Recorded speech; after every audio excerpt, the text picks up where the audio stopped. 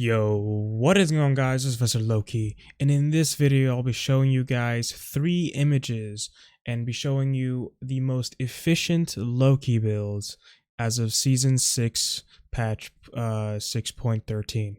Now, I know this video is a little late, but don't worry. I know there's still 2 months left or 1 month left until the Season 7, but I'm still going to make this anyways, just for the people who are playing right now.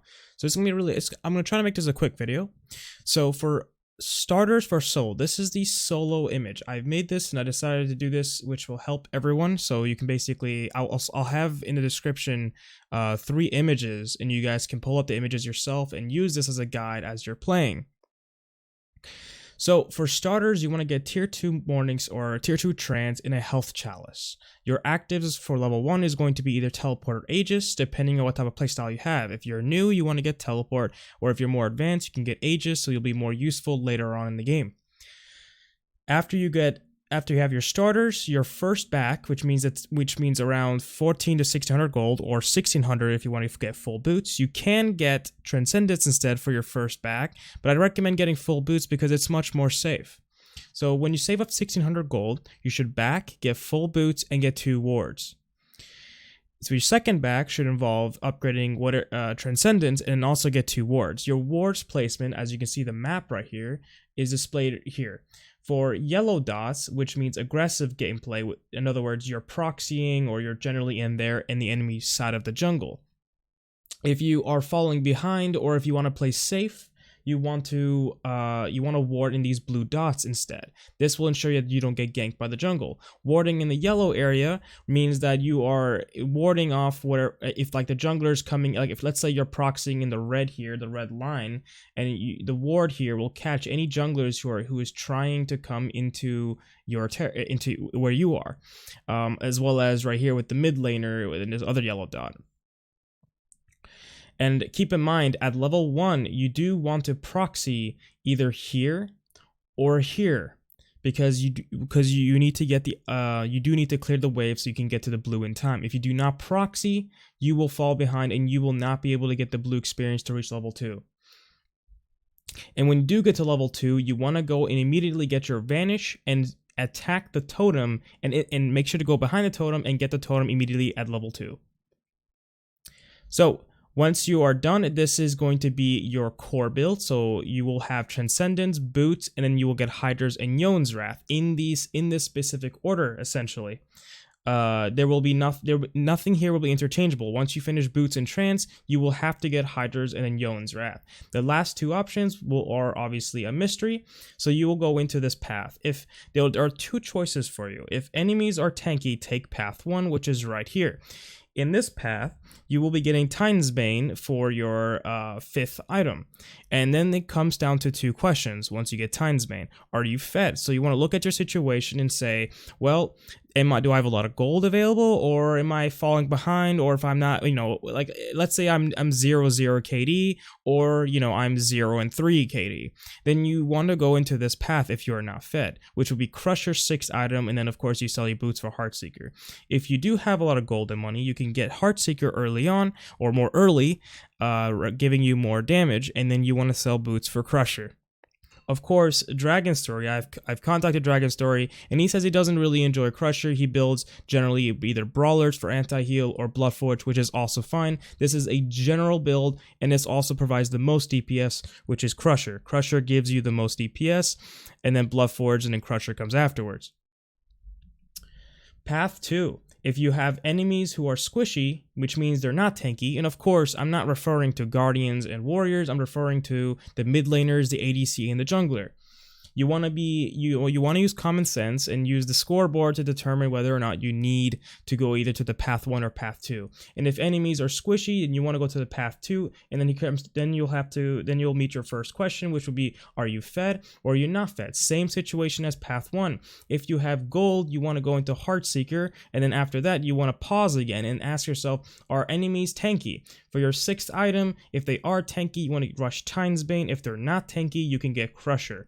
And then you sell boots for Crusher or Titan's, whichever you did not get or you get. If you are not fed, then you want to go into a cheaper item, which is Crusher. And then if you ask yourself the same question, are they tanky? If they are, you want to get Timesbane. If not, get Heartseeker, sell boots, and then get whichever item you did not get. Keep in mind that the difference between an unstacked trance and a stacked trance is around 22 power. A lot of people are saying, why do you build Transcendence later on? For example, not in this build, but in the next one, you will see me build Transcendence last item.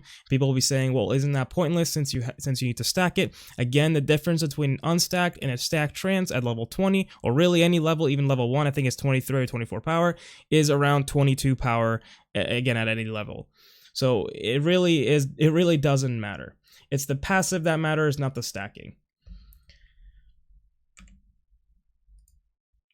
Okay, for jungle. Now, for a jungle start is going to be Assassin's Blessing, of course, and then Tier 1 Malice. And then Health Potion and Mana Potion. You do not get a multi-potion because Loki is a very mana-thirsty god. And trust me, since you'll be maxing your Vanish, you will be really thirsty for a mana. Your first back is going to be full boots, and of course get a mana pot and a ward. You always want to get at least one ward as a jungler. And then your second back will be going off the Tier 1 Mace and getting Crusher.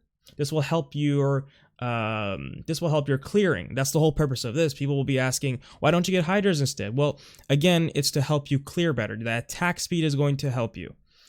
And then after that, you want to go into the core, which is, again, not interchangeable. It's Boots, Crusher, Hydras, and then Yon's Wrath. And the last two items is what really depends on the situation. For actives, I forgot to mention this, is you're either going to Beads or Blink. You'll want to look at the enemy team and decide for yourself, does the enemy have a Hunbats? Basically, if the enemy team has a Hunbats or someone who's very CC and can kill you at level 1 guaranteed, you want to get Beads. If they do not have much of a CC character, like let's say Sasano, who doesn't have much CC, then you get Blink.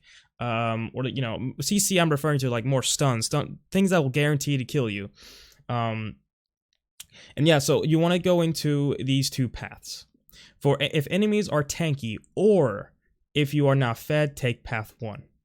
So you gotta ask yourself, look at the enemy team. If they're not tanky or if you're not fed, you want to take path 1, which is the cheaper option of getting Timesbane into Heartseeker and then into Transcendence when you sell boots. If the enemies are squishy and if you are fed, take path 2. So this is a harder event or more rare event, especially if you go into the higher matches where they get defense, because most of the time you'll be going to this path. But if you get lucky, then you'll be going to this path. This is a good path. You will then be getting for your 5th item instantly Heartseeker, then Timesbane, and then of course Transcendence. Transcendence will be the last item because again, Transcendence is most powerful when you're level 20. Now for level 1 start. Now, as you can see on the map right here, the red lining here, it means the pathing you will go. You will start at your speed, and then you go into camp, blue, and then you go into mid lane, and these yellows and these blue circles here are your goals. You want to get these side camps if you can, but because again Loki jungle is kind of hard, or inefficient clearing, your odds of getting mid camps are very low. So you're most likely will be getting your red, but not mid camps. But if you can and you have the opportunity, please get them. At level 1 for jungle, you want to start inside the camp and go into the camp as far as you can, because that's where the camps will spawn. So you want to be your character model. You want to be behind the horsemen, the yellow buff when they spawn, so you can get a backstab. And at 21 seconds, so not counting down, but counting up, so as soon as it hits 19, 20, 21, you want to hold down left mouse so you can get your auto progression chain going, so you can get your last hit, the one that's very slow, involves Loki stabbing twice with a dagger and doing like a backflip or front flip, which will deal 1.5 times your damage to hit the yellow creep as soon as it spawns, dealing around 140 damage, I believe, which is really good. And then after that, you want to instantly decoy to distract it, to continuously auto attack it. A lot of people fail to realize that Loki's level 1 clear at speed buff is actually pretty fast. It's not slow, thanks to Loki's passive and of course this trick with the 1.5 hit chain. Okay, so now this is more of a This is more of a troll, not really troll, but for fun. And it used to be my thing, but currently Season 6, Loki ADC or mid is not a thing. This is for fun, probably in casuals you'll probably do. But I'm going to do it anyways. So for Loki ADC and or mid, you'll be starting with Mage's Blessing to Tier 1 Morningstar. Now, the controversy behind this starter item is that, well, why would you want to get this item if it does not apply to Decoy? Because it doesn't. Mage's Blessing does not apply to your decoy because Loki's decoy is not considered a damaging ability, it's considered a pet. Now that's different. So for example, Bastard Cats. Think of Loki's decoy as Bastard Cats. So you want to get this item specifically because you're ADC in mid, therefore your goal is to kill the mid laner and kill the hunter, which is why you're getting this because it provides more damage as well as mana sustain and cooldown. And the cooldown part is the most important. Because it is cheaper to get Mage's Blessing with 10% cooldown, Hydra's and Yon's Wrath, which will give you 40% cooldown for a very cheaper build compared to Transcendence, which costs 2,600 gold compared to 700 gold for Mage's Blessing. So you get Mage's Blessing, Tier 1 Morningstar, 2 health pots, and 2 mana pots. For wards, you want to get, where's the warding? Here. Not wards, active, sorry. Level 1 actives, you want to get beads or Aegis, depending on who you're fighting against. If you're fighting against an Ares, obviously you want to get beads. If you're not fighting against an Ares, and if you're fighting against like a Thor, you might want to get Aegis or Sano Aegis. Like, it all depends, guys, on who the enemy is. Now, for a level 1 start, this is very important. Now, this is for ADC only. For mid, you just go up to the center, you clear. Well, for mid, you want to start at speed. You want to go behind the camp. You don't want to be at the camp. You want to be behind the camp. Throw your decoy through the wall around 22 to 23 to 24 seconds, depending on who your jungler is. And then you want to go straight to mid and clear after that. For ADC, however, you want to walk here, follow the red pathing generally, and then hang around this blue area here. Make sure you're not seen, and once you see the minions coming down here, and to see the minions, by the way, you can use your own minions to determine where the enemy minions are, thanks to the symmetry that are perfectly aligned. So if you see my mouse here, if my minions are coming to here, it means that the enemy minions are also coming to here. So look at your own minions to determine where the enemy minions are. And then when you see the enemy minions here, you want to throw your decoy right here. And then you want to walk here, throw your decoy again here, and then walk here, and then get your decoy again, which will pretty much fully clear the whole wave. For the ADC core, you want to get first back, get full boots, second back, get Hydra's Lament. And then for your core, well, boots, Hydra's, Yon's, and now here is 3 mystery items, which will depending on the path, you'll get different items. If enemies are tanky, take path 1. So path 1, this is if the enemy is tanky. Let's say you're fighting against a Chronos ADC who builds defense, like a Dynasty Helmet or something.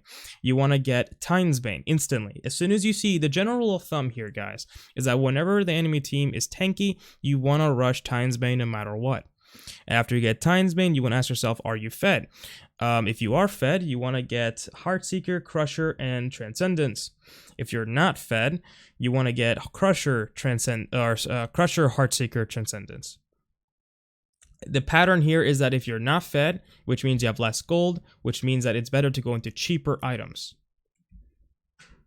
The pathing 2 is if the enemies are squishy, and then you will ask yourself the same question: are you fed or are you not fed? If you are fed, you want to go into Crusher, Heartseeker, which is the more expensive item. You don't want to get a Heartseeker 4th item because you don't have enough power for Heartseeker to deal enough damage because it's based on the power you have. And then you want to go into Titan's Bane and then Transcendence. If you're not fed, it's simply these 2 items are just switched. You would get Crusher, Titan's Bane, Heartseeker, and then Transcendence. Again, Transcendence will be last because Transcendence is most powerful when you're level 20. That is when you have the most amount of mana. And again, the difference between an unstacked trance and a stacked trance is around 22 power, which is not that big of a deal. Also, it is easier to stack late game because of your decoy is maxed out and because you can go to any lane you want and get farm, just like that. So that's going to be about it. This is the quick presentation of the most efficient building pathing for Loki solo, Loki ADC, jungle, and mid. I will again post these images down below in the description for you guys to click on and have it on your second monitor while playing Loki or whatever, alt tab, however you want to do it. And I hope you guys enjoy this. And if you have any comments, questions, fears, please post it down below. And I'm going to see you guys all Loki and non-Loki players next time.